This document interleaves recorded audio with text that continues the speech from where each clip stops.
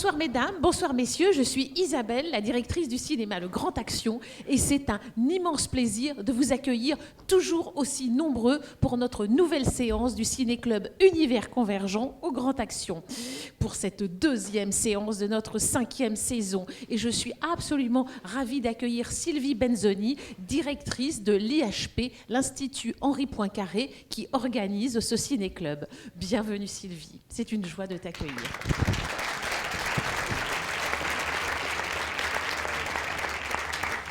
Et Quentin Lazarotto, que l'on peut applaudir immédiatement. Quentin qui porte à bout de bras ce ciné-club, donc depuis maintenant 5 ans. Quentin, des fois, je le lâche un peu. Mais... Très peu, très peu. Et vous savez que Quentin est également réalisateur. Voilà, Quentin est amoureux de science et de cinéma, comme nous tous, vraiment. Alors, Sylvie, Quentin, je vais vous laisser présenter la soirée de ce soir et particulièrement nos chers invités. Et ensuite, je reprendrai la parole pour vous dire quelques mots sur le film. Merci Isabelle. On peut t'applaudir aussi. C'est toujours un plaisir, une fois par mois. Une fois par mois, hein, c'est toujours notre rendez-vous là pendant 6 mois. On se prépare, tout l'institut se prépare, voilà, et on est là. Peut-être Sylvie, tu veux dire un petit mot peut-être pour démarrer ? Oui, alors bonsoir à toutes et à tous. Ça fait plaisir de voir à nouveau cette salle comble.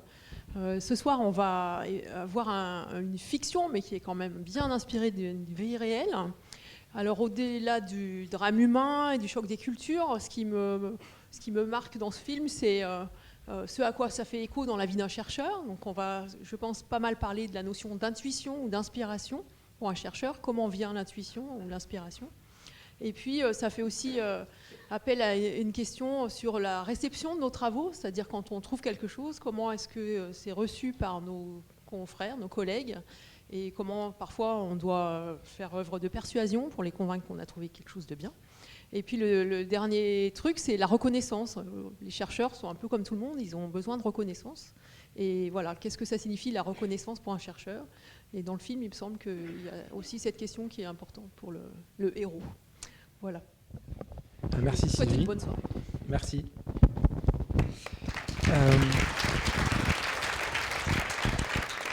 Alors, comme il est de coutume, derrière le film, nous aurons une discussion. Et cette discussion, elle sera animée par notre parrain de ce soir, qui est Jérôme Pérez. Jérôme, si tu peux te lever, s'il te plaît. On l'applaudit.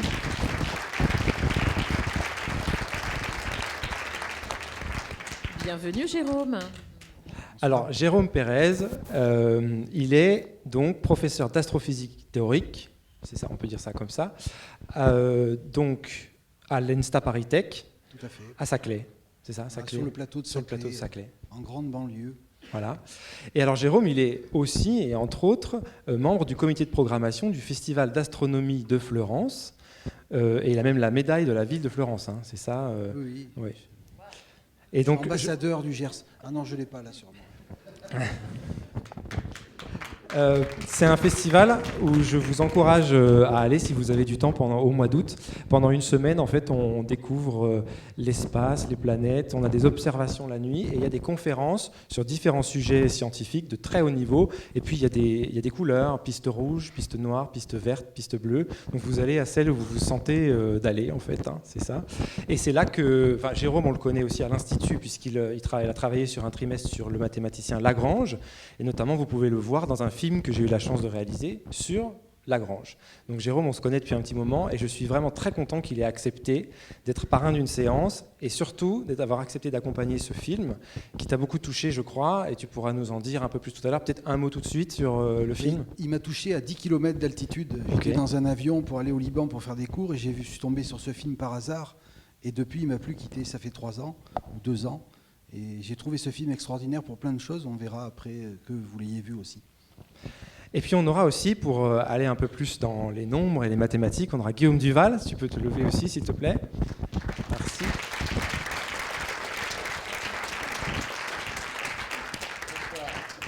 Et donc Guillaume, il est professeur et chercheur en mathématiques au LMI de l'INSA Rouen, c'est bien ça. Et donc il nous vient de Rouen pour parler de ce film. Peut-être pareil, un tout petit mot rapide ? bien, je pense que ce film va vous emmener rêver, et je ne voudrais pas le dévoiler avant qu'il ne commence. C'est bien. Alors, comme de coutume maintenant aussi, le débat qui suivra sera structuré en 4 petites parties. La première, on aura une discussion avec vous sur votre ressenti par rapport au film, et puis peut-être les questions que vous vous posez aussi par rapport au sujet qui aura été évoqué. Ensuite, comme pour la séance précédente, et c'est nouveau cette année, s'il y en a qui étaient là le mois dernier, nous aurons la petite séquence équation, l'équation du soir, puisque l'idée, c'est que, bien sûr, on est là pour parler de science et de société, de questions éthiques, questions de rapport à l'univers, mais derrière tout ça, derrière tous ces chercheurs, il y a quand même à un moment donné des équations, des formules, il faut s'y mettre. Et l'Institut Henri Poincaré, qui organise un institut de mathématiques et de physique théorique, donc je trouvais bien de prendre 5-10 minutes maximum, où on retient notre souffle, et on va vous présenter une vraie équation de Ramanujan que vous avez choisie. Et on vous a gâté ce soir. Voilà. Et d'ailleurs, vous allez voir, pour ceux qui étaient là le mois dernier, elle est un peu plus... Voilà, un peu plus grosse. Vous a vraiment gâté. Mais vous allez pouvoir vraiment toucher du doigt la réalité de la recherche pendant un tout petit moment. Ensuite, on passera aux questions du public et la séance sera magnifiquement terminée avec Anaïs, qui, je ne vois pas, mais qui est là, voilà, de la librairie Scylla, qui est là depuis plusieurs années déjà, et on la remercie, et qui nous fera une ouverture littéraire en lien avec le sujet du soir, et je crois qu'elle a, comme le disait Jérôme tout à l'heure, elle a côtoyé l'infini en fait, et donc elle va pouvoir nous en parler. C'est ça avec tes livres. Ben écoute, Isabelle, il ne me reste plus qu'à te laisser présenter le film. Alors, nous allons voir L'homme qui défiait l'infini, réalisé par Matthew Brown en 2016 et sorti en 2017 en France en DVD. Oui, vous avez bien entendu ce mot atroce qui écorche nos oreilles, le DVD.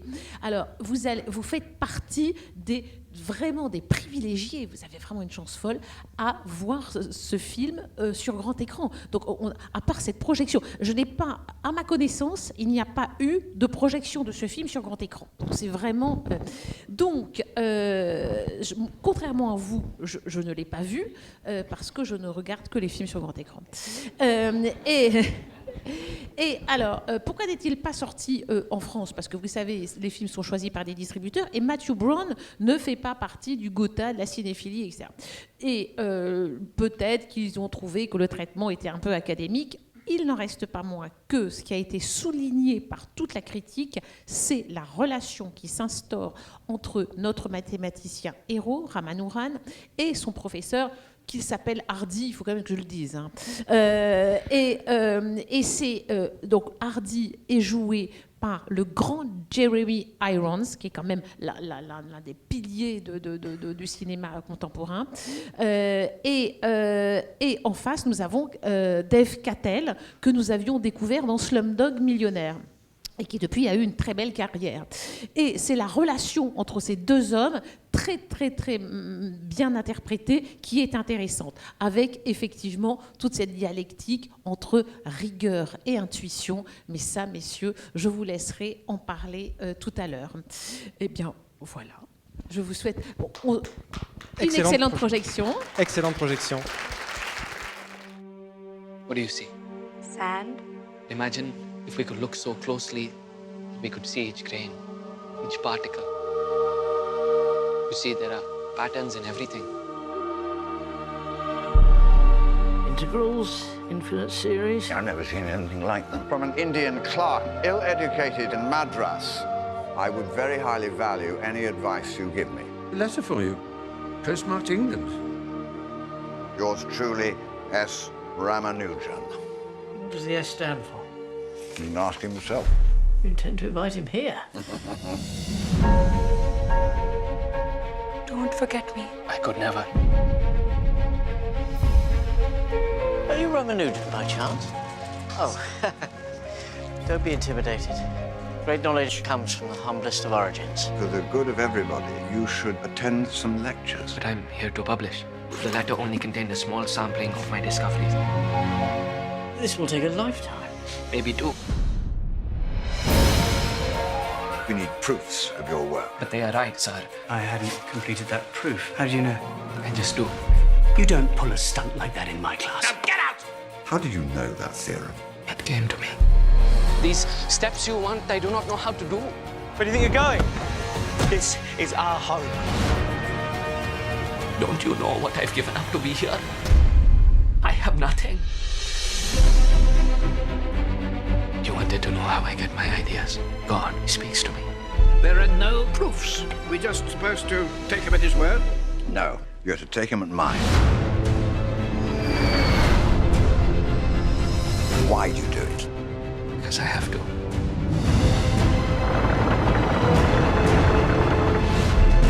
There are no proofs that can determine the outcome of matters of the heart. We are merely explorers of infinity in the pursuit of absolute perfection. I owe you so much. No, no. It's I who owe you.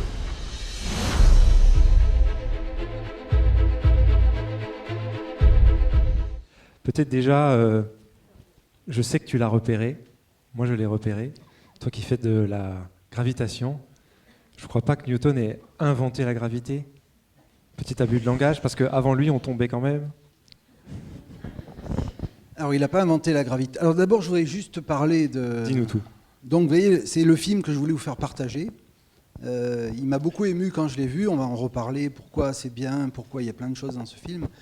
Mais bon, à chaque fois que je le revois, c'est pareil, quoi. C'est un film qui est très touchant et qui évoque quelqu'un qui est totalement méconnu, hein, à part des spécialistes. Même en mathématiques, il y a des gens qui ne le connaissent pas. C'est quelqu'un qui est totalement méconnu, alors que c'est complètement vrai. C'est quelqu'un qui est du niveau de Newton, de tous les grands génies que tout le monde connaît. Et lui, pourtant, il est complètement méconnu. En plus, le film qui parle de sa vie, enfin, moi, je le trouve fantastique pour plein de raisons. Il a complètement été délaissé par, comme on nous l'a expliqué tout à l'heure, par les gens qui filtrent les films qu'on a le droit de voir. Donc c'est totalement scandaleux. C'est pour ça que vraiment il faut en faire profiter le plus de gens possible pour que les gens se rendent compte de tout ce que véhicule ce film et de tout ce qu'il représente. Alors on parle de gravitation, parce qu'on en a parlé un tout petit peu. Alors c'est vrai aussi, dans ce film, il y a aussi quelque chose d'extraordinaire, c'est que ça vous montre un petit peu ce que c'est que Cambridge. Pour ceux qui connaissent, c'est exactement comme ça. Et apparemment, c'était comme ça depuis très longtemps. À l'époque de Newton, c'était déjà comme ça. Et ça va continuer à être comme ça pendant très longtemps. C'est quelque chose qui est c'est figé dans le temps. C'est vraiment quelque chose de très impressionnant. La tenue, la façon dont il se déplace, c'est vraiment très impressionnant. Et c'est totalement bien retranscrit dans ce film. C'est vraiment, on a l'impression d'y être, hein, à Cambridge. C'est complètement intemporel et quand on est là-bas, c'est vraiment comme ça. Donc c'est un des premiers points du film, c'est super. Alors le coup de l'arbre de Newton, ça je sais pas, c'est peut-être des conneries. Hein. See that sapling? That's the very tree under which Newton sat. The apple dropped on his head and he invented gravity. En tout cas, ce qui est vrai, c'est que l'histoire de la pomme a vraiment influencé Newton. Newton qui a inventé la notion de force et il a compris qu'une pomme qui est attachée à un arbre, elle ne bouge pas, elle n'a pas de vitesse. Et si elle se met à tomber, elle acquiert une vitesse, sa vitesse varie. Et donc c'est qu'elle est soumise à une force. Et c'est en comparant la force qui s'exerce sur la pomme et la force qui s'exerce sur la Lune, puisque la Lune varie change de vitesse. Hein, que si elle ne changeait pas de vitesse, elle ne resterait pas à tourner autour de la Terre. Et donc en comparant les deux effets de cette même force, la gravitation universelle, Newton a compris, a donné son expression et ensuite il a résolu le problème correspondant. Donc c'est bien là que ça s'est passé. Donc la gravitation, ça existait avant Newton, mais il a compris comment ça marchait à cet endroit. Ça s'est produit 2 ans après la découverte de la bière, c'est facile de s'en rappeler, c'est en 1666. Et c'est la bière ou Newton ? Et il a publié ses travaux en 1687 parce qu'en fait, pour faire ses calculs, il avait besoin de la connaissance d'un nombre qui n'était pas très bien évalué à cette époque. C'était la distance de la Lune. Et donc il y avait des grosses incertitudes sur la distance de la Lune. Et pour pouvoir être sûr, être convaincu et convaincre ses collègues que la force était bien l'inverse du carré de la distance, il fallait faire une application numérique qui nécessitait de connaître la distance de la Lune, elle était très mal connue. Donc il a pris la valeur la plus probable qui donnait le bon résultat, mais on pouvait lui dire que ce n'était pas une valeur acceptable. C'est pour ça qu'il a mis beaucoup de temps à publier ses travaux, il a mis 20 ans à peu près. Et c'est quand Hooke allait les découvrir qu'en fait il a fini par les publier, ses travaux. Donc il s'est vraiment passé quelque chose de très beau, mais ça ne concerne pas du tout le film. Mais bon, c'est pas grave. Alors qu'est-ce qu'il y a de bien dans ce film pour moi ? Mais d'abord, ça montre ça montre très bien, de mon point de vue, ce que c'est que le travail de chercheur dans un domaine abstrait.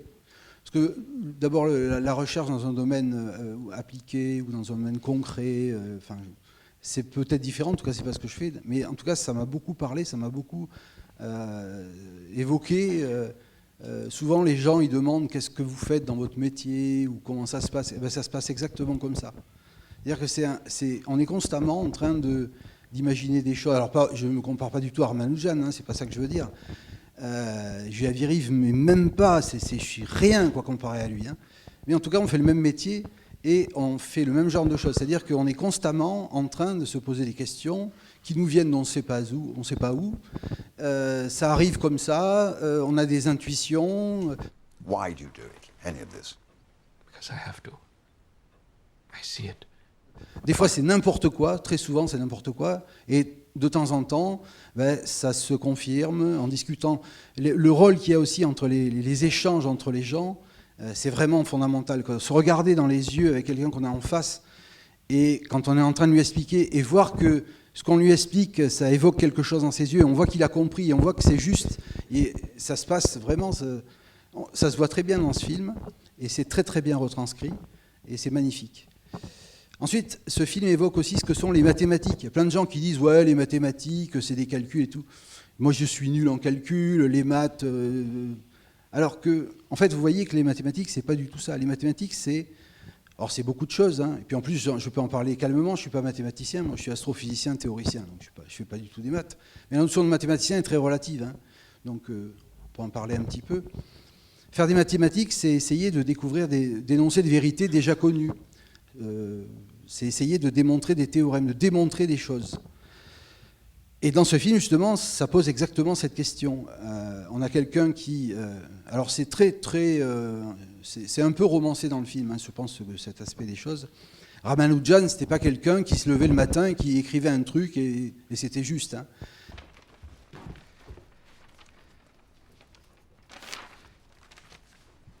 I've discovered a new series.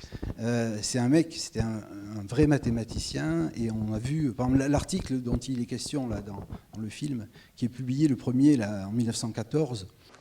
See? You've been published.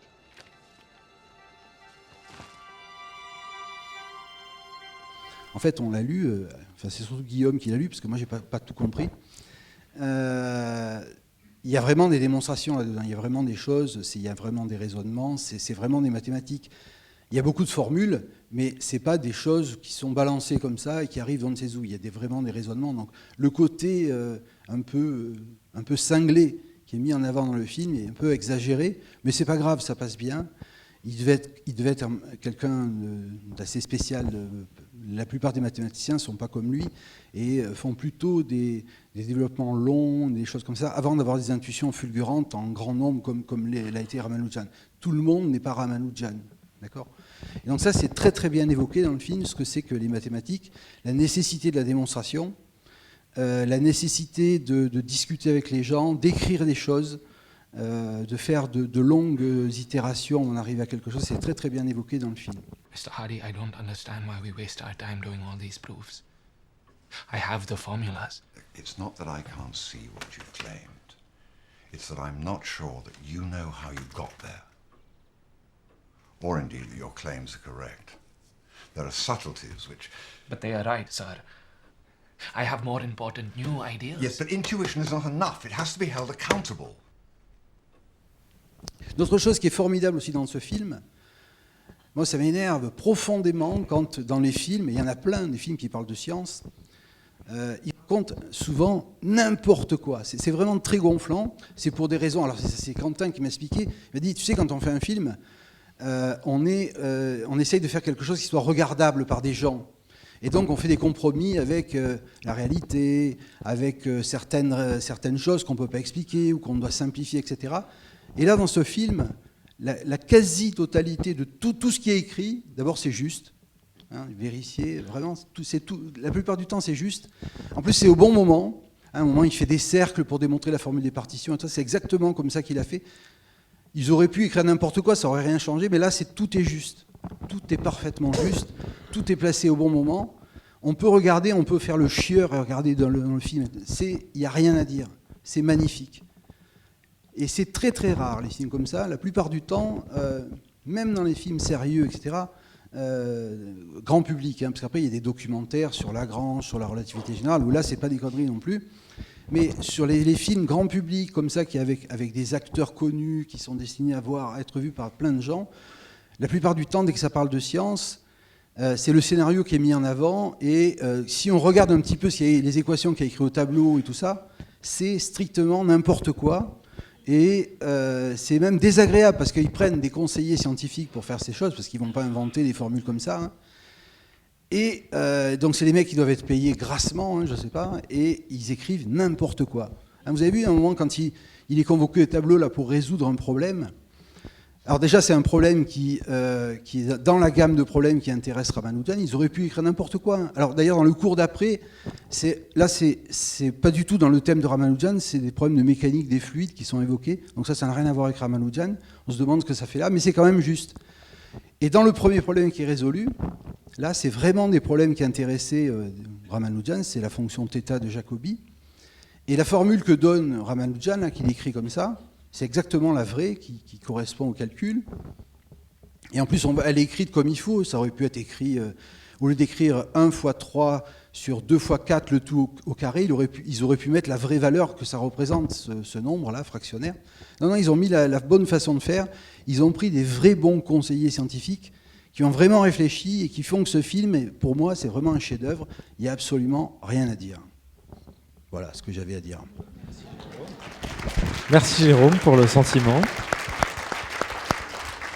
Pas facile hein, pour nous, on a un institut de mathématiques et de physique théorique, mais pas facile de trouver des films sur les maths. Hein. On essaie d'en avoir au moins un par an, mais c'est pas le sujet le plus évident.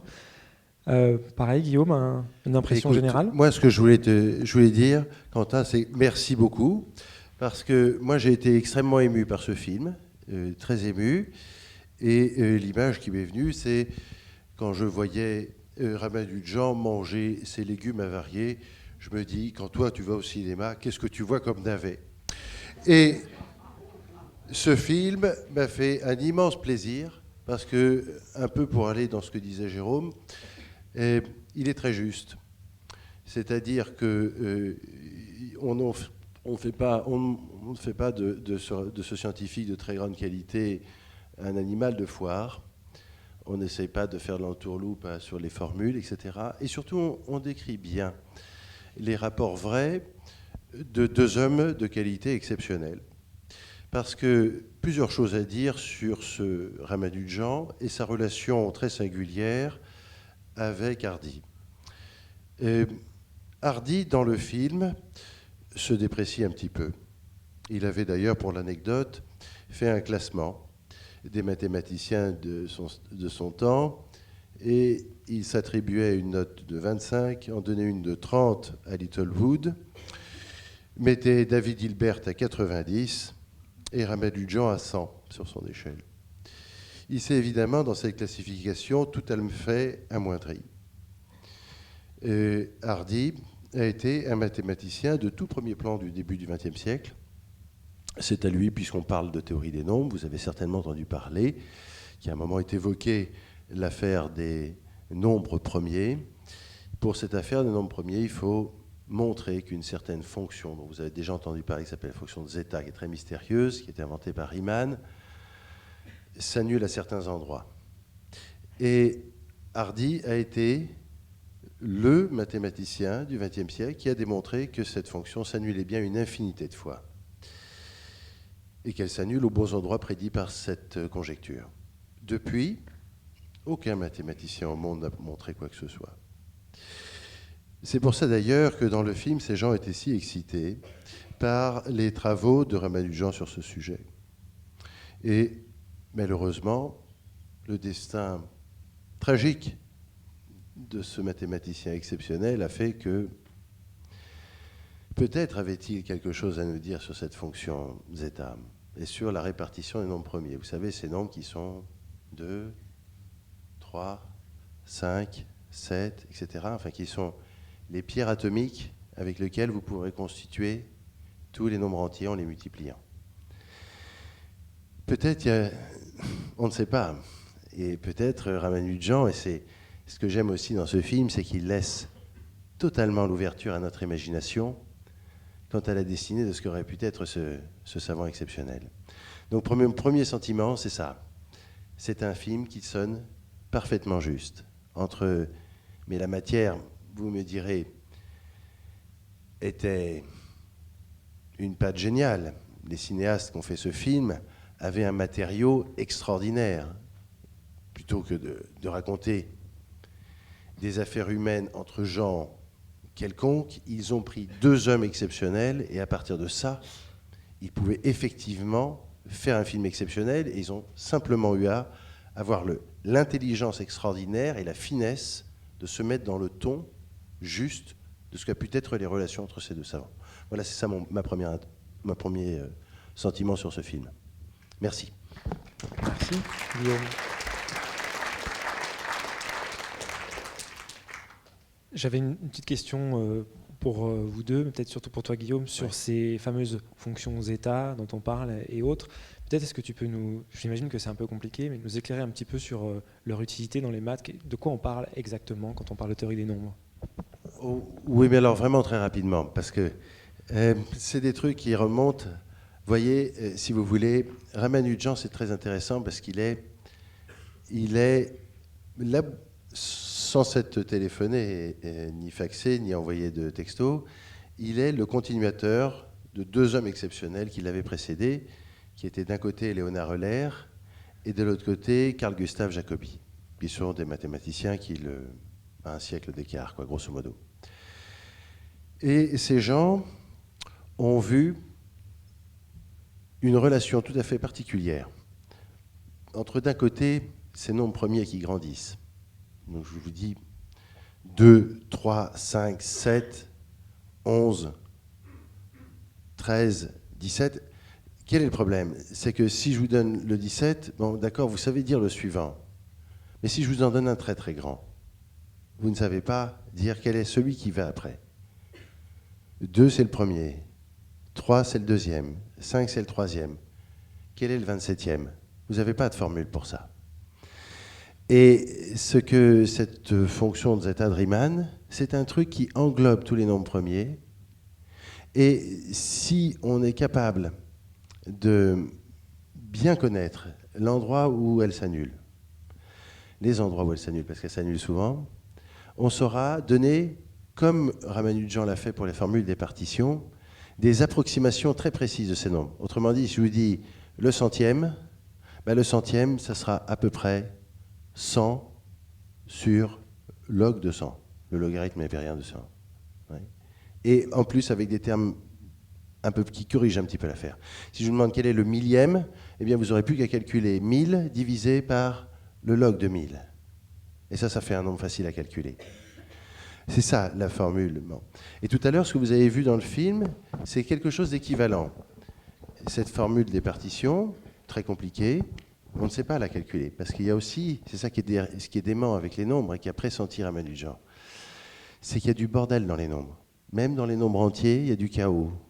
C'est-à-dire qu'il a sorti une formule invraisemblable qui calcule le nombre de partitions de 200. Vous avez vu ce nombre avec plein de millions. Ce qui est fou, c'est que, bien sûr, c'est compliqué de calculer. On ne va pas les calculer à la main, tout ça. Sauf McMahon. Non, il n'a pas calculé à la main non plus. McMahon n'a pas calculé à la main, il s'est servi de formules qui permettaient de calculer ces nombres-là de proche en proche, qui avaient été découvertes par Euler, précisément. C'est pour ça que je vous disais que Ramanujan est un continuateur d'Euler. Et lui, il permet de calculer directement la formule. Enfin, le très bon nombre proche de ça. Et donc d'avoir un nombre qui est, vous vous rendez compte, à 2 unités près, un nombre des millions de vous voyez, c'est tout à fait invraisemblable. Et c'est tout cet apport de théorie des nombres qu'a fait Ramanujan. C'est-à-dire de trouver, puisqu'on ne sait pas calculer le millionième nombre premier, puisqu'on ne sait pas calculer tous ces trucs-là, est-ce qu'au moins on peut avoir des formules qui s'en rapprochent très précisément. Et c'est ça qui est tout l'enjeu de cette théorie des nombres qui a développé. L'intérêt aussi de ces fonctions dont on parle, la question de Quentin, et on parle aussi Guillaume, c'est que ces formules qui sont très simples, hein, par exemple les partitions d'un nombre premier, vous avez compris ce que c'était, hein, vous prenez un nombre, combien y a-t-il de façons de l'écrire de façon différente? Vous avez vu l'exemple pour 5, pour 4 c'est facile, pour 200 c'est plus compliqué. Eh bien, il ne faut pas croire que les méthodes qu'on utilise pour faire ça, c'est des méthodes qui utilisent que des nombres. En fait, c'est des méthodes qui vont utiliser, et c'est ça l'intérêt des mathématiques. Les belles mathématiques, c'est les mathématiques qui mettent en jeu, qui mettent des relations, des domaines différents des mathématiques. Souvent, pour faire ce genre de démonstration, on va utiliser de la géométrie, de l'algèbre, enfin des choses qui n'ont rien à voir avec les nombres, de l'analyse.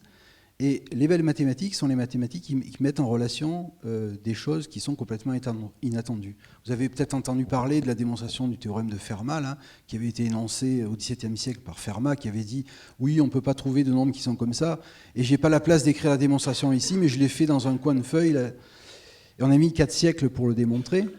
Et en fait, on sait très bien que Fermat n'a pas pu faire la démonstration, puisque les mathématiques que connaissait Fermat sont complètement insuffisantes pour démontrer ce théorème qui a été démontré en utilisant justement les mêmes genres de mathématiques que faisait Ramanujan.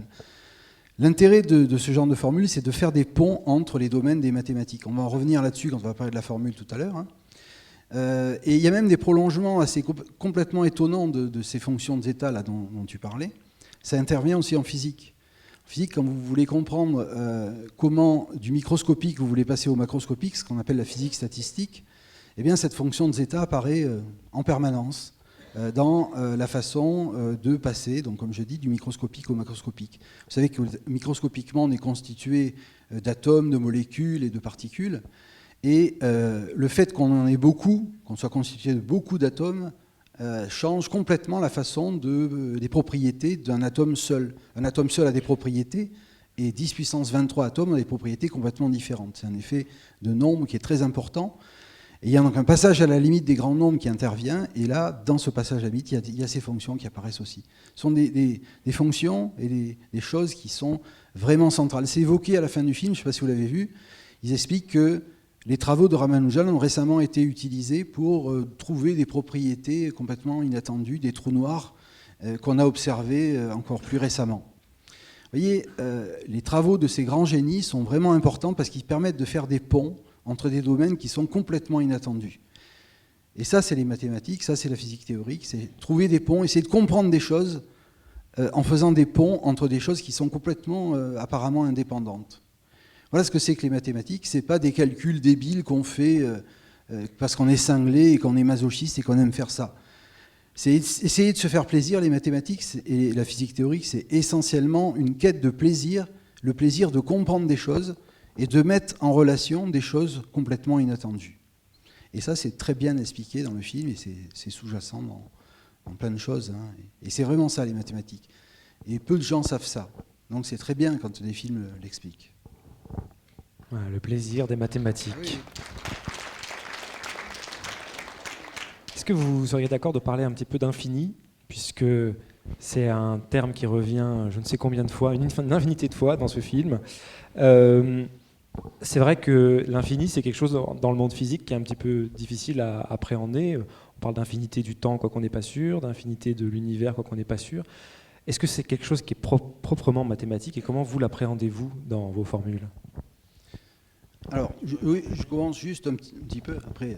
Alors l'infini, d'abord, pour moi, c'est pas une notion qui est physique, c'est une notion qui est mathématique. Mathématiquement, on peut donner du sens à l'infini. Assez simplement, ça a été fait à la fin du XIXe siècle par des gens comme Cantor, Zermelo, Dedekind, enfin des gens qui ont réfléchi, on a compris ce que c'était, on a pu manipuler des infinis. Donc mathématiquement, c'est quelque chose d'assez bien connu, d'accord ? Par contre, en physique, ça n'existe pas, l'infini. C'est vraiment quelque chose qui ne correspond à aucune mesure. C'est un concept qui, si je devais donner des différences entre les mathématiques et la physique théorique, l'infini, ça en ferait partie. D'accord ? Ensuite, c'est vrai que c'est évoqué à de nombreuses reprises dans le film, mais je ne pense pas que ça soit l'infini des mathématiques qui est évoqué dans le film. C'est plutôt l'infini comme concept philosophique, c'est-à-dire un vertige, quelque chose comme ça, une sensation de fuite en avant dans l'ampleur de la puissance de raisonnement et de création, la créativité de Ramanujan qui est infinie. C'est plutôt ça qui est... Je l'ai éteint. Ouais. Non, c'est bon. Oui, je venais de l'éteindre. Donc c'est plutôt l'infini philosophique qui est évoqué quand on pense à Ramanujan, c'est l'infini qui vient, hein, comme la bêtise humaine, hein, ça c'est pas moi qui l'ai dit. C'est pas l'infini des mathématiques qui est évoqué dans le film, même si il y a des nombres qui sont très grands dans le film, hein, comme disait Ramanujan, il est habitué à travailler avec des nombres grands, lui, ça lui fait pas peur. Voilà. Oui, et moi je voudrais rebondir un petit peu sur ce que tu as dit tout à l'heure. Et en fait, par rapport à ta question, Quentin, ce qui est marrant quand on pose la question de l'infini et sa liaison aux maths, en fait, on pose, dans le contexte du film, une question qui n'est pas du tout si naturelle que ça. Parce que je crois que précisément, la question de l'infini, telle que tu la poses, telle qu'on pense se la poser naturellement, elle est totalement culturelle. Elle est totalement culturelle à notre manière de penser. Je vous explique très brièvement. En fait, qu'est-ce qu'on appelle l'infini? On a les nombres, 1, 2, 3, 4, etc. Et puis l'infini, c'est précisément ce qu'on rejette hors des nombres. Il n'y a pas de nombre infini. C'est parce que on ne sait pas s'arrêter de compter, qu'on dit etc., et qu'on rejette en dehors des nombres quelque chose que nous appelons l'infini. Ce qui est intéressant dans cette démarche, et je vais vous expliquer, si vous acceptez cette petite digression, que j'explique pourquoi elle relie à ce qui est intéressant dans ce film, et la vraie question qui se pose à nous, c'est comment cet homme, qui vient d'une culture si éloignée de la nôtre par rapport à l'Europe et ses canons de pensée, a réussi à faire dans cette science qui est vraiment considérée comme la quintessence de la pensée européenne, des progrès et des avancées si fulgurantes qu'elles ont laissé sur les fesses des générations de savants qui l'ont observé. Pourquoi je raconte ça? Parce que c'est bien ça la question que pose ce film. Si ce Ramanujan avait été un musicien ou un poète de génie, ayant fait une musique à la Mozart mais indienne, qui éveille au fond de nous une vibration tout à fait particulière. On dirait, c'est un génie formidable. Mais ce qui est extraordinaire dans ce film, c'est que ce génie formidable surpasse tous les Européens dans l'art dans lequel ils ont eux-mêmes absolument excellé, c'est-à-dire celle de la pensée rationnelle qui démontre et qui arrache au chaos des pans entiers de connaissances. Et ce Ramanujan, sur ce domaine-là, il nous a scotchés. Bref, il a eu un comportement où il a atteint l'infini, et c'est bien ça qui nous trouble. Alors, moi, je ne comprends pas Ramanujan. Tout à l'heure, je vous donnerai quelques éléments, quelques clés de lecture sur la compréhension de ce qu'il pense, que j'ai réussi à glaner. Mais en revanche, en réfléchissant un petit peu, je crois que j'ai compris pourquoi je ne comprends pas Ramanujan. Moi, mon intelligence, elle sait faire ça. C'est pas grand-chose, mais c'est déjà pas mal. Et l'explication qui m'est venue, c'est la suivante. Il y avait un philosophe que j'aime bien lire qui s'appelle Alain de Benoît et qui disait que ce qui caractérise en propre notre civilisation européenne, c'est d'avoir su dégager la notion d'objectivité.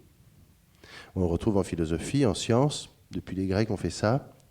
L'objectivité, c'est de mettre une distance entre moi, sujet pensant, et l'objet de mon étude. Si je regarde courir un chien, je crée une distance entre le biologiste ou le naturaliste qui regarde passer le chien et tout ce qu'il va en déduire, tout ce qu'il va analyser. Et pour rebondir sur ce que disait Jérôme,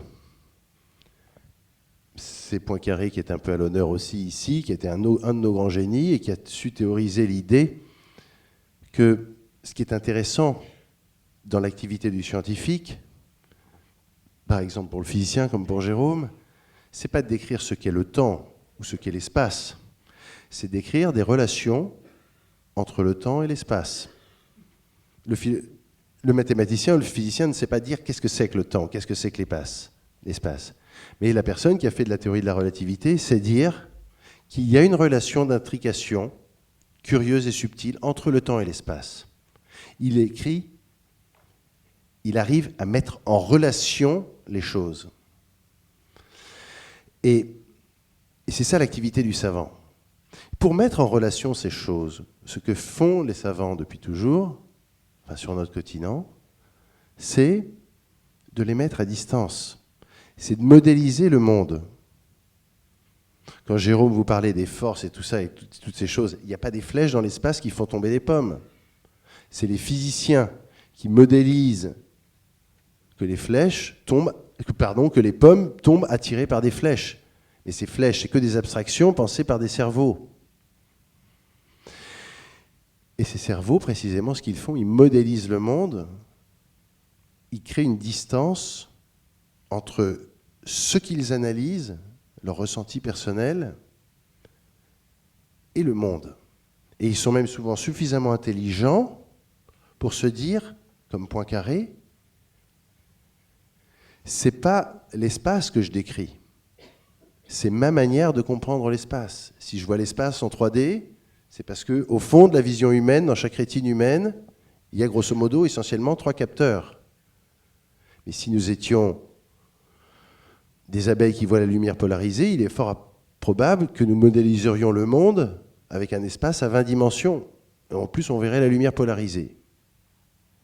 Donc c'est ça que font les savants de notre continent depuis 2000 ans. Alors qu'est-ce qu'il fait Ramanujan ? Pourquoi il nous impressionne autant ? Pourquoi est-ce qu'il va, comme le disait Quentin, flirter avec l'infini ?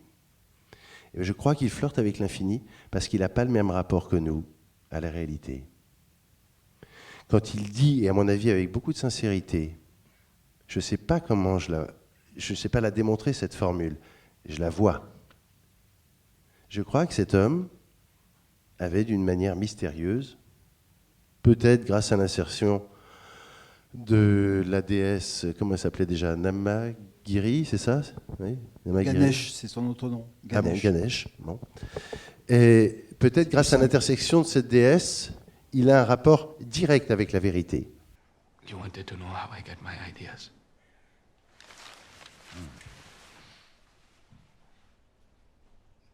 By God. Namagiri. Il voit les nombres, le coudé. Est-ce que vous avez tous compris le truc de l'anecdote des nombres 1729 ? C'est incroyable ce truc. Alors je dis 2 minutes si ça vous intéresse. 1729, qu'on appelle maintenant le cab number, le numéro du taxi, c'est un nombre qui peut s'écrire de 2 manières comme somme de 2 cubes.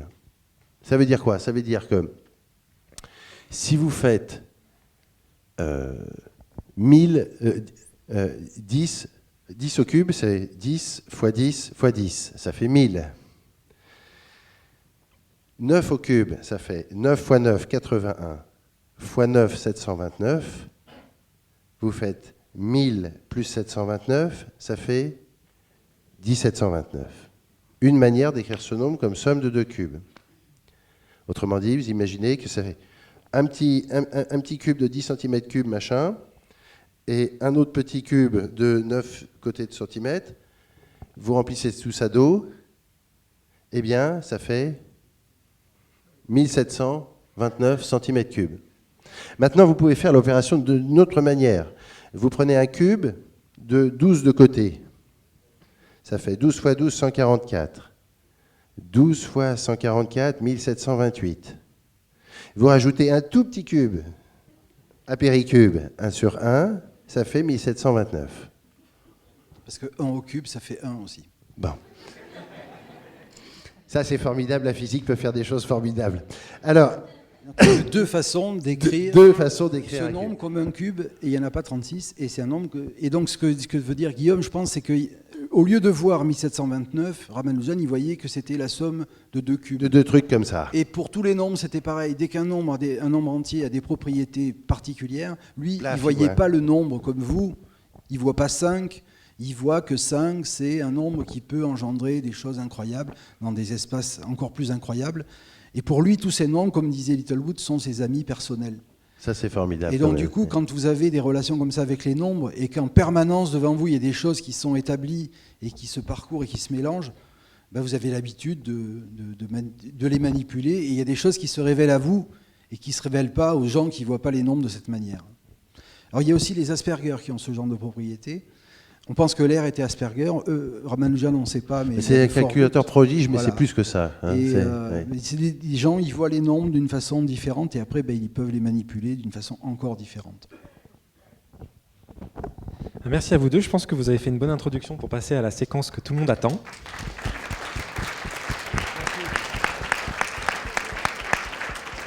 Juste avant, sur l'infini, il se trouve que je travaille en ce moment, et l'Institut aussi, autour d'un artiste qui s'appelle Man Ray, qui est un artiste surréaliste, qui a fait notamment toute une série autour des mathématiques. Et je voulais amener là, alors normalement ça doit marcher, voilà. Et en fait, il a fait une peinture qui s'appelle L'homme infini. Voilà. Donc ça peut permettre de clore la réflexion sur l'infini. Et on voit des petits, c'est un peu... mathématiques, tout ça, ces petites formes qu'on voit là, on voit peut-être des petites surfaces minimales, des choses, voilà. Donc, l'homme infini par Man Ray à travers les mathématiques. Elle est très belle ton image, parce que, alors ça sera un peu tiré par les cheveux, mais alors tu pourras, si tu peux, par rapport à la formule que tu vas donner tout à l'heure, laisser cette image. Déjà, on voit l'infini. L'infini, il est en bas. Mais on voit une hémiscate aussi. Oui, le pied du monsieur, là, c'est le signe en 8, là, c'est ça le signe de l'infini. Et on voit beaucoup d'autres ingrédients visuels de ce qui pourrait être la formule qui va arriver tout à l'heure. C'est rigolo comme tout, je n'avais pas pensé à cette image, elle est très belle. Bon, là, il est un peu petit quand même pour un homme infini. Hein. Non, on pourrait déconner avec ça, parce qu'il y a pas mal de choses. Alors, en revanche, un truc qui ne va pas avec cette image et le thème du film, c'est, je dirais, comme ça à chaud, si tu permets Quentin, l'allure un peu prométhéenne du personnage. C'est vrai. Qui ne colle pas du tout à Ramanujan. Vous voyez, parce que... Je ne pense pas qu'il pensait à Ramanujan. Je ne pense pas qu'il pensait à Ramanujan. Non, je ne pense pas. Non. Mais voilà, il a exploré un petit peu l'infini des maths. Et nous, là, on va passer 10 minutes avec vous, avec l'équation du soir, qui est, on pourrait peut-être dire aussi, une formule. Et alors... on va la présenter. Tu veux dire quelque chose avant de la présenter ? Non, oui. Alors simplement, avant de la présenter, c'est la formule qu'on va vous montrer, c'est l'article sur lequel la publication a eu lieu. Là, vous savez, il parle dans le film d'une publication. En fait, là, c'est peut-être, il faudrait qu'on regarde, mais en 1914, Ramanujan a eu une seule publication, et cette publication concerne une estimation de pi. Alors, ils n'en parlent pas du tout dans le film, mais c'est la seule publication de Ramanujan de 1914. Donc, avant, ou pratiquement, dès qu'il est arrivé à Cambridge, il avait pratiquement cette publication. Et ils n'en parlent pas du tout dans le film. Donc, ça, c'est peut-être une chose qui n'a pas été évoquée. Et la formule non plus n'a pas du tout été évoquée, alors que c'est une des formules, pour choisir une formule parmi toutes celles qu'il y a dans le film. Là, c'était facile. Il y en avait plein, partout.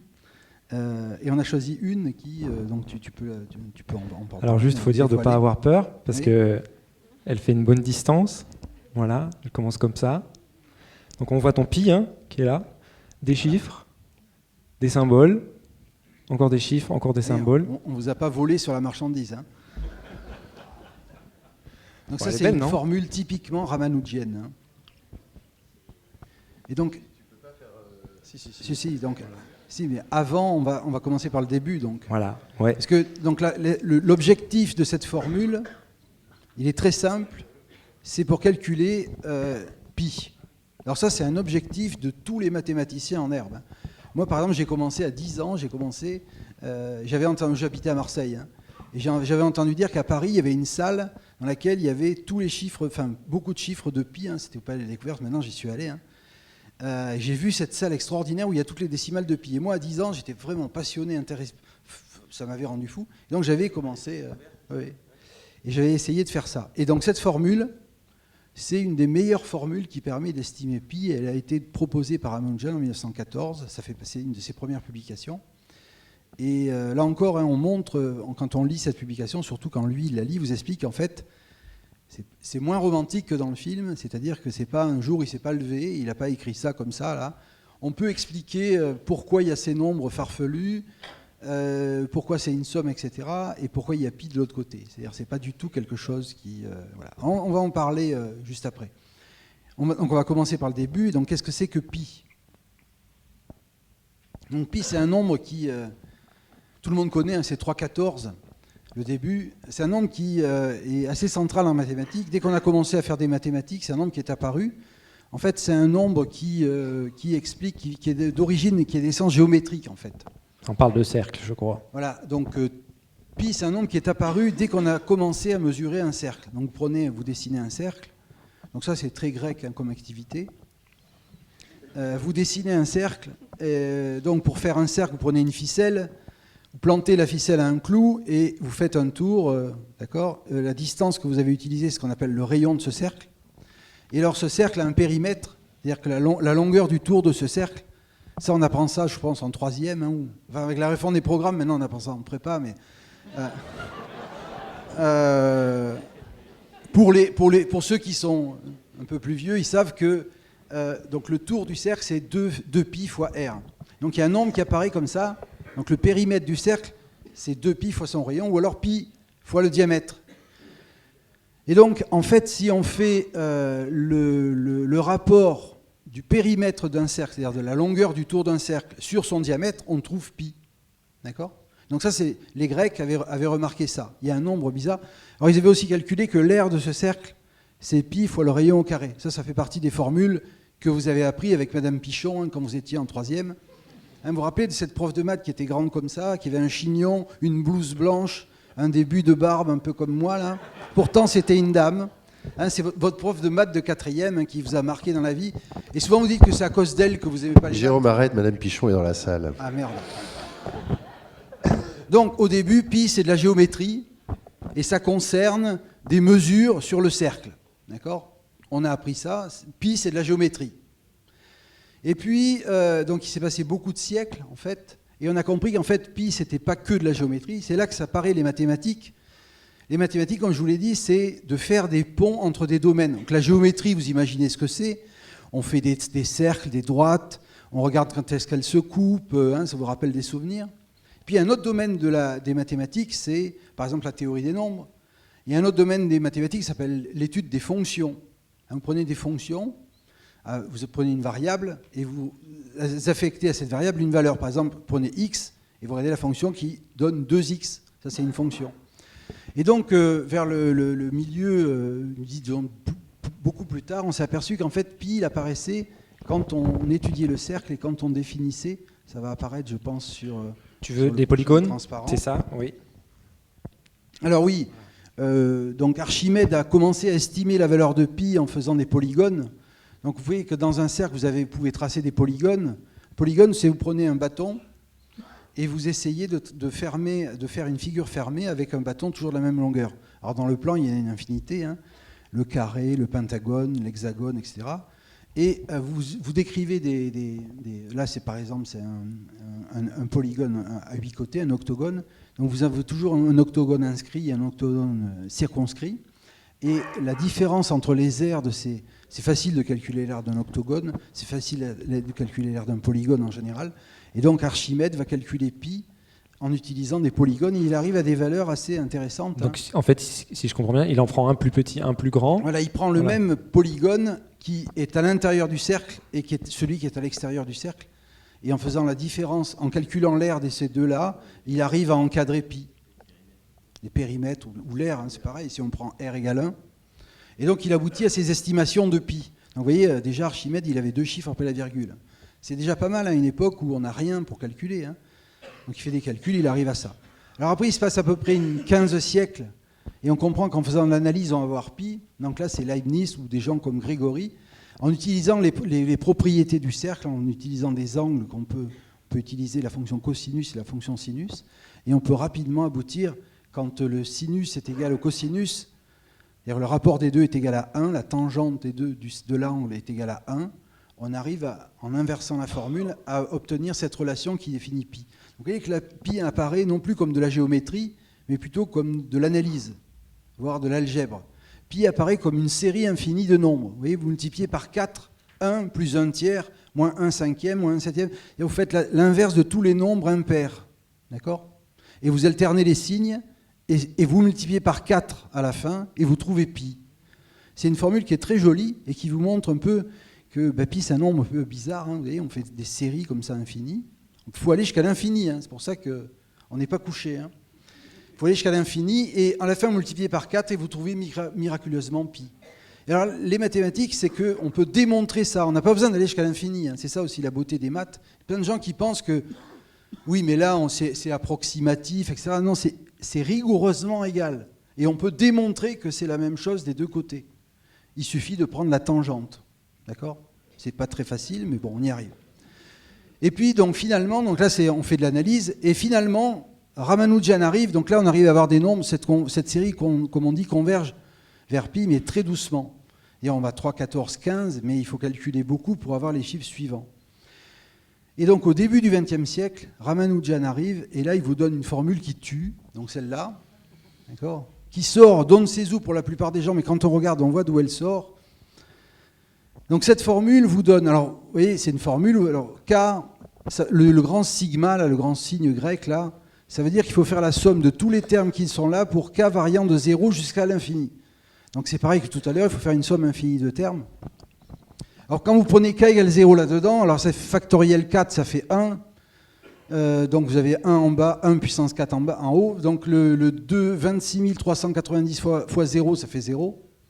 Et 396 dit puissance 4 fois 0, ça fait 1. Donc en fait, il vous reste 1103 fois 2 racines de 2 divisé par 9801. Et ça vous donne carrément les 8 premiers chiffres de pi. Donc la première itération vous donne les 8 premiers chiffres. Et quand vous faites k égale 1, ben ça vous en donne 8 suivants. D'accord ? K égale 2, ça vous en donne encore 8. À chaque nouveau calcul, qui n'est pas très long en fait, un calcul que vous pouvez faire assez facilement, même à la main, ça vous prendra, calculer les 3 premiers termes, ça vous prendra, je ne sais pas moi, si vous êtes un mauvais calculateur, ça vous prendra 1 heure, et si vous êtes un calculateur comme... La différence entre vous et Ramanujan, c'est que Ramanujan, lui, il voyait tous les termes les uns après les autres comme ça. C'est pour ça que quand on voit les termes comme ça, ben c'est plus facile de voir qu'il y a pi qui se cache derrière. Mais bon. Donc c'est une série qui vous donne tous les termes, les nombres qui se succèdent dans la série de pi, là, dont on a montré qu'elle était infinie, elle n'était pas périodique, que pi c'était un nombre qui était transcendant, enfin, il avait des propriétés mathématiques tout à fait intéressantes. Et dans cette formule, c'est une des meilleures formules. Alors, elle a été un peu améliorée assez récemment, hein, mais c'est une des meilleures formules qui vous donne la possibilité de calculer pi de façon très, très, très, très, très efficace. Et alors, l'efficacité de cette formule est absolument incroyable. C'est très rare d'avoir une formule qui vous donne un nombre aussi compliqué de façon aussi rapide. Une machine à fabriquer pi, quoi. Exactement. Donc, à chaque fois que je fais un tour avec, que je remonte mon cas, hop, je gagne encore un tout petit bout de... Voilà, hop, à chaque fois Donc avec votre téléphone portable, si vous avez une calculette, vous pouvez calculer 1 million de chiffres de pi en 1 heure, facilement, avec cette formule. D'accord ? Alors il y a des records, il y a tout un tas de geeks qui vivent avec pi, là, qui ne sont pas forcément des mathématiciens, et qui font des records de calcul de pi, de connaissance de pi par cœur. Vous avez même les taux, la famille des taux et la famille des pi.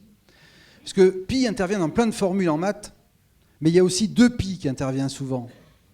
Et alors il y a des gens qui préfèrent 2 pi à pi. Et donc ils ont appelé 2 pi, en fait ils l'ont appelé taux. Et comme 2pi c'est plus grand que pi, ils disent que tau est plus grand que pi et que donc tau est meilleur que pi. Et donc il faut bannir pi des mathématiques, il faut utiliser tau. Enfin, ils sont complètement cinglés, quoi, en fait. C'est une secte, hein, ça s'appelle la secte des taux, qui milite beaucoup sur Internet pour qu'on supprime pi et qu'on le remplace par taux égale de pi. Je ne sais pas ce qu'en pense le président de la République, mais bon, je ne sais pas ce que pense le président de la République de cette initiative de qualité de remplacer pi par 2pi. Enfin, ce qui est intéressant, ce que tu as dit, Jérôme, c'est avec ta faconde habituelle, tu as dit tu es passé d'Archimède et tel Zorro, Ramanujan est arrivé. Évidemment, c'est pas tout à fait comme ça, et tu sais très bien que les choses se sont produites, mais se sont passées. Non, bien entendu, Ramanujan, il avait l'inspiration de la déesse Ganesh et de quelques autres. Il pouvait dire aussi, un peu comme Newton, dont il partageait la modestie, si je suis monté si haut, c'est que j'étais juché sur des épaules de géants. Il y a un monsieur dans le public tout à l'heure qui citait les travaux de Gauss sur les approximations de pi. Elles sont au cœur du travail de Ramanujan, naturellement, mais plein d'autres savants. Et bien entendu, on retrouve les grands noms des mathématiques du XIXe siècle, comme Jacobi, naturellement, Legendre, et j'en passe, n'en jetez plus. Qu'est-ce qui est intéressant dans cette formule ? D'abord son histoire. Elle est écrite en 1914 dans un article qui s'appelle Modular Function and Approximation to Pi par ce jeune Ramanujan. Et l'article en question, un peu comme vous l'avez vu dans le film, ne contient pas seulement cette formule. Il en contient, je crois, une bonne quarantaine. Songez que, quand même, la très courte vie de ce Ramanujan, qui a vécu jusqu'à 32 ans, son œuvre compte, les nombres de formules ont été comptabilisés par certains mathématiciens, et je tiens de Donzaghi, et je ne pense pas qu'il se trompe, le fait que Ramanujan ait démontré à peu près, enfin, produit à peu près 6000 formules, dont presque toutes sont bonnes, absolument véridiques. Celle-là a une postérité curieuse. En 1985, elle a été utilisée par des informaticiens, un certain Gosper, qui a, grâce à cette formule, calculé 17 premiers millions de décimales, enfin du développement de pi en fractions continuées. Bon, ça c'est un jargon de spécialiste. Et alors que cette formule dans l'article de Ramanujan initial n'était pas complètement démontrée. Il a fallu attendre 1988 pour que deux mathématiciens exceptionnellement brillants, les frères Borwein aux États-Unis, démontrent complètement la formule de Ramanujan que vous avez sous les yeux. Bien entendu, les informaticiens avaient dit, bon, de toute façon, c'est même pas la peine de faire démonstration, puisque en confrontant ce que donne cette formule avec les calculs déjà existants de pi, où on a déjà les 5 premières millions de développement en fractions continuées qui sont bons, c'est même pas la peine de démontrer la formule. Mais les mathématiciens ne procèdent pas ainsi. Ils ont besoin de justifier par un argument.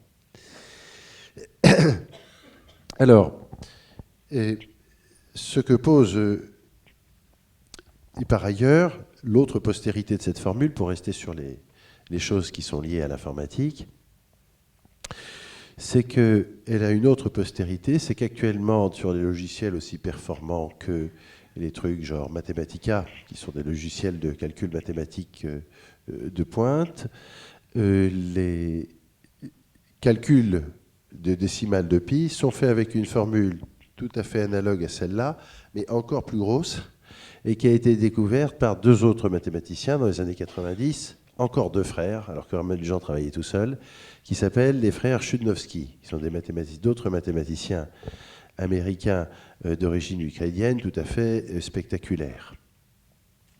Ce que je voudrais juste vous faire sentir, à travers cette formule, c'est la dose d'imagination et de créativité qu'il faut pour y aboutir.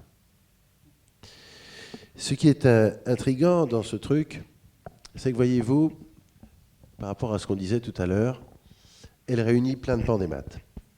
Et quand on lit l'article de Ramanujan, je n'ai pas la prétention de l'avoir lu, je l'ai feuilleté, j'ai essayé de le décoder, je ne comprends pas tout ce qu'il y a dedans. très difficile travail d'analyse a été fait par les frères Borwein. C'est magnifique ce qu'ils ont fait parce qu'ils ont complété tous les trous des arguments de Ramanujan. Ce qu'il faut comprendre, c'est quand on lit le truc de Ramanujan après les frères Borwein, ce que j'ai fait, eh bien, on comprend comment Ramanujan a travaillé. On comprend quelques trucs. C'est-à-dire que quand, par exemple, vous écrivez un truc du genre 2 racine de 2, ou 396 puissance 4K, ou des formules avec des exponentielles racines de pi, ou tout ce genre de trucs. Quand vous écrivez toutes ces lettres, en général, sur du papier, vous ne voyez que ces lettres. Ce que voyait Ramanujan en plus, c'est qu'il voyait les nombres qui sont derrière.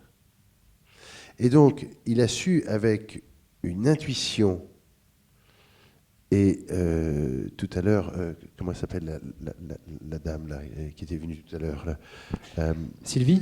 Sylvie, oui, c'est ça. Il disait que le débat que pose le cas de Ramanujan, c'est tout le problème du rapport entre l'intuition et juste la capacité déductive dont font preuve les mathématiciens. Et là, il y a de la vraie intuition. C'est-à-dire que ce type, ce qu'il a su faire, c'est combiner des tas de formules qui avaient été faites par ses prédécesseurs. C'est pour ça que je vous disais, s'il est monté si haut, c'est qu'il était juché sur des épaules de géants. Et de combiner toutes ces formules pour trouver ce genre de choses, dans lequel il y a des trucs absolument insondables. Je vous ai juste un mystère. Voyez ce nombre absolument fou, là. 26 390. D'où sort-il ?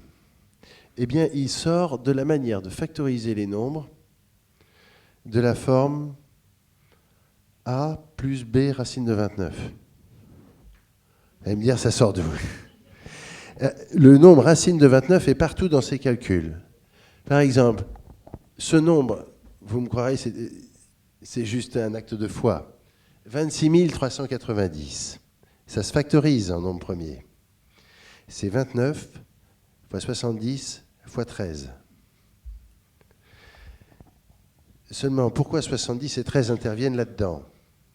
Ils interviennent là-dedans parce que ils sont solution d'une équation qu'on connaît depuis le XVIIe siècle, qui s'appelle l'équation de Pell-Fermat.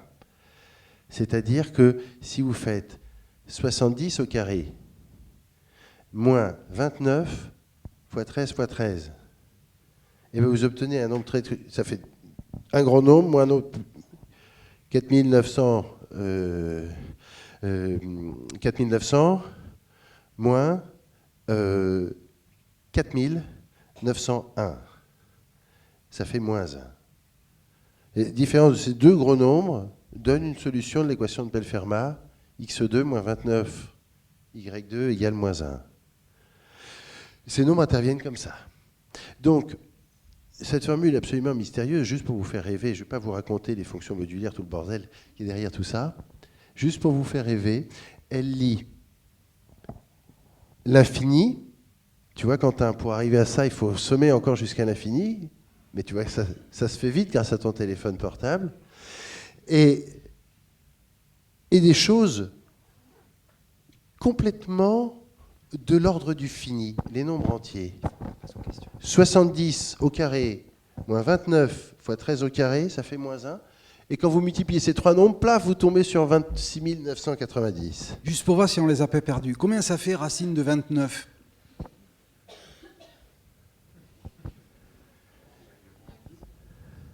Bien, monsieur. Voilà. Oui. C'est entre 5 et 6. Oui.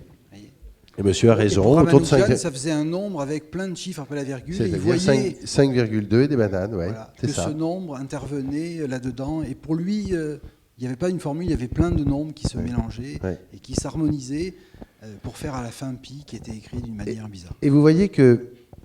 Il paraît qu'il faut qu'on passe aux questions. Oui, mais juste un dernier point, mon GG. Et vous voyez que ce qui est intéressant, c'est de se dire, bien sûr qu'il voyait les formules, avec une intuition fulgurante. Mais derrière, il y avait l'authentique travail de mathématicien. Donc, Ramanujan était-il un mathématicien et non pas juste un calculateur prodige? La réponse est absolument oui.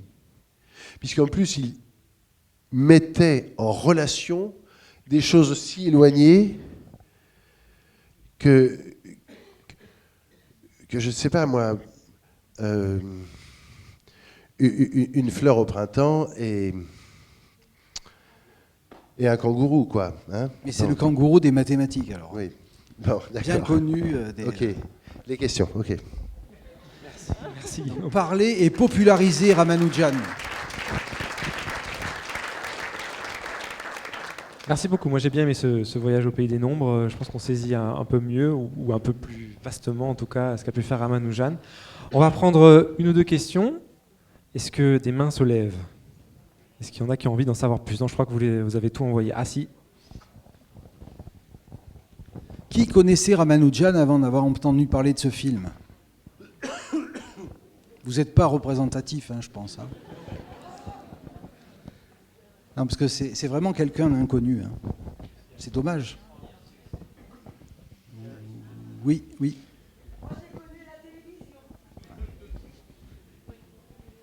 Souvent pensé qu'aujourd'hui, l'enseignement des sciences permet aux élèves de développer ce genre d'intuition qui permettrait d'obtenir ces résultats, justement. Les programmes de sciences à l'école? Oui, l'éducation des sciences en général. Est-ce qu'elle développe cette intuition?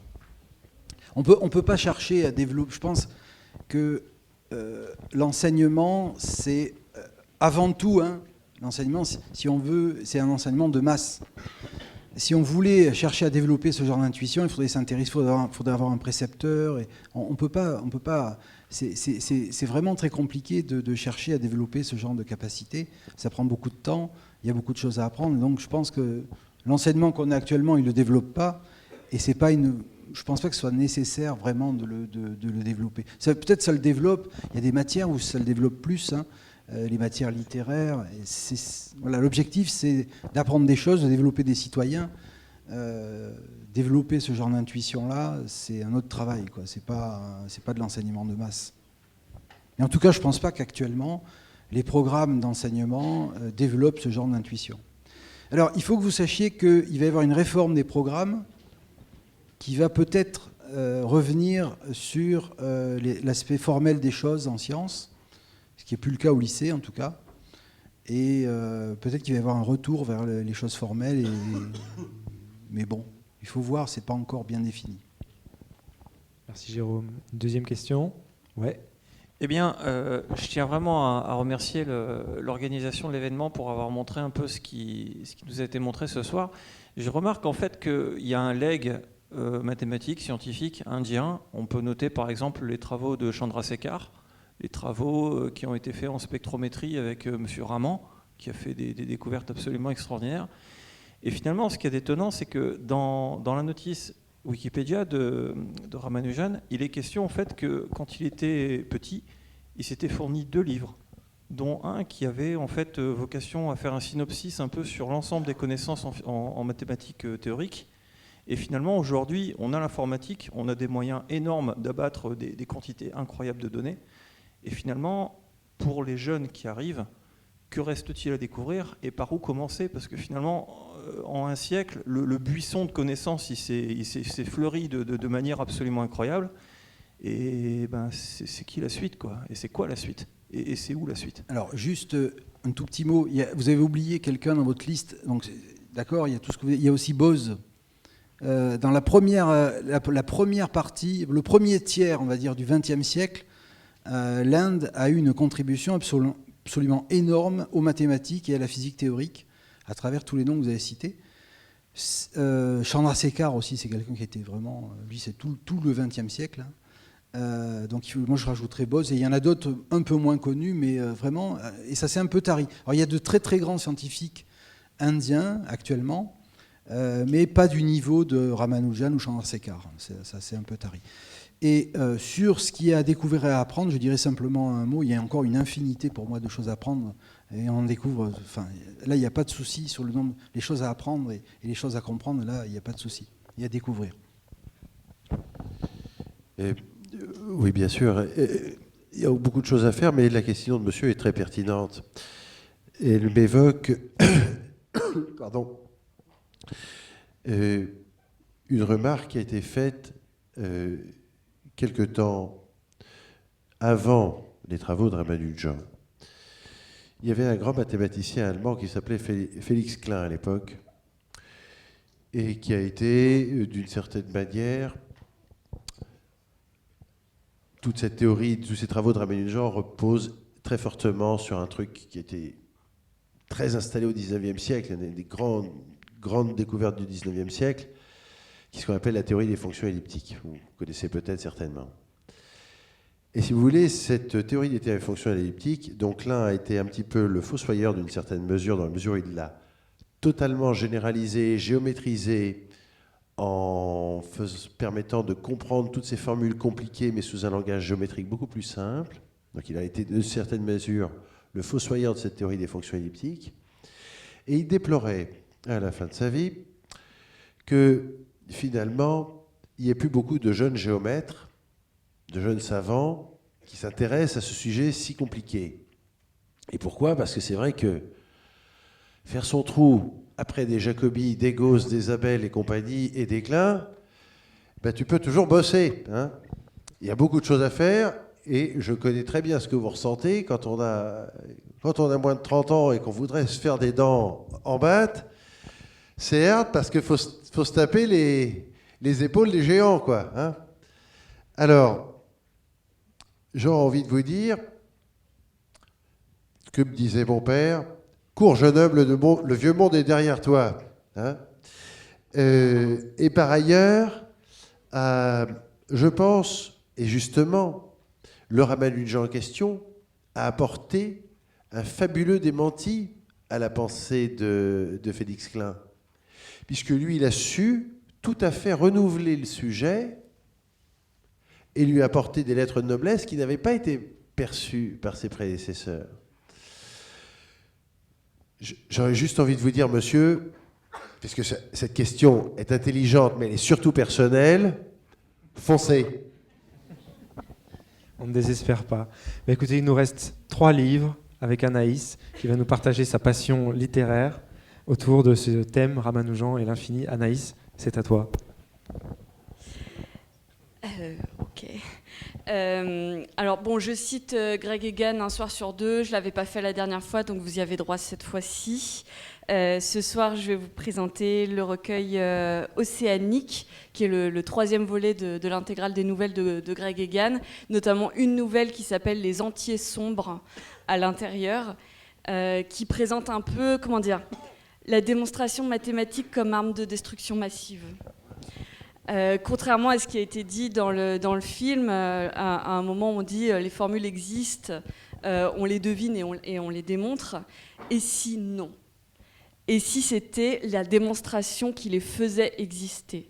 Et si, tant qu'on n'a pas démontré que 2 + 2 = 4, ça n'était peut-être pas le cas ? Et s'il était un univers parallèle dans lequel ça n'est pas le cas ? Et le démontrer le fait vaciller. On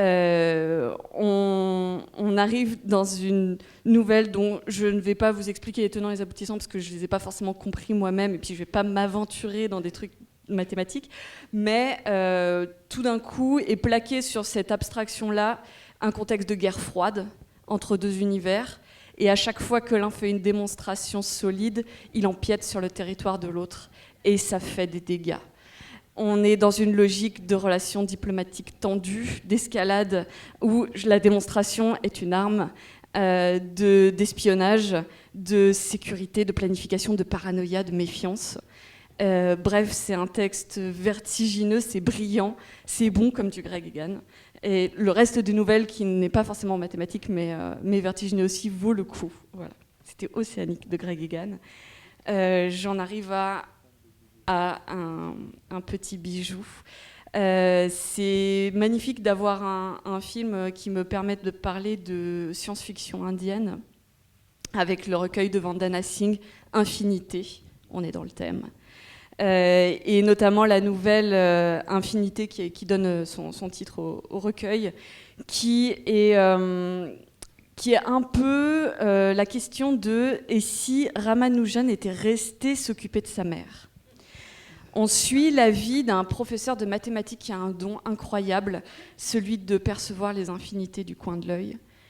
Et toute la nouvelle reconstitue sa vie dans le désordre, et c'est une tension entre une passion, un vertige, une fascination, un potentiel incroyable mathématique et la vraie vie, s'occuper de sa famille, ses amis, l'histoire avec un grand H sur fond d'émeutes et de persécutions entre musulmans et hindous. Ça rapproche les mathématiques de la poésie et du divin. C'est arriver à choper une abstraction que les mots n'arrivent pas à exprimer, mais qui est merveilleuse. C'est un texte qui est magnifique, qui est subtil, qui est tout en retenue et qui, là aussi, joue sur un vertige, mais pas le même. Voilà, c'est Infinité de Vandana Singh qui vaut vraiment, vraiment le coup. Et enfin, le dernier qui est un peu un hold-up, parce que ça ne parle pas du tout de mathématiques. Moi, quand on parle de mathématiques, ça m'évoque des gens intelligents, et parler d'intelligence, c'est parler Des fleurs pour Algernon de Daniel Keyes. Des fleurs pour Algernon, c'est le journal d'un idiot. Et c'est écrit comme le journal d'un idiot, avec une grammaire un peu aléatoire, avec une orthographe, on n'en parle pas. Et cette personne, on lui propose de suivre un programme à l'instar d'une souris. La souris s'appelle Algernon, qui le rendra plus intelligent. Et effectivement, petit à petit, dans l'écriture, on voit que le choix des mots commence à évoluer dans la langue, dans les anecdotes, son regard sur le monde qui s'affine, et le regard des autres qui a du mal à s'adapter à ce changement-là. Et puis ça devient quelqu'un de brillant, et puis ça devient quelqu'un qui est un peu fatigué d'être entouré par des gens stupides. Et puis Algernon commence à donner des signes de ralentissement et de dégénérescence.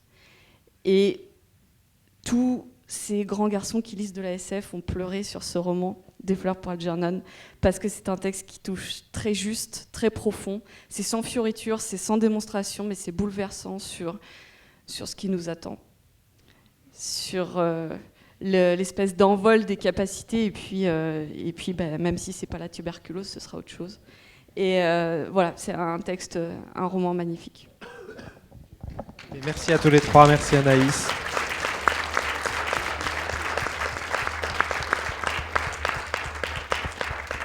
Merci à vous pour ce voyage au monde des mathématiques.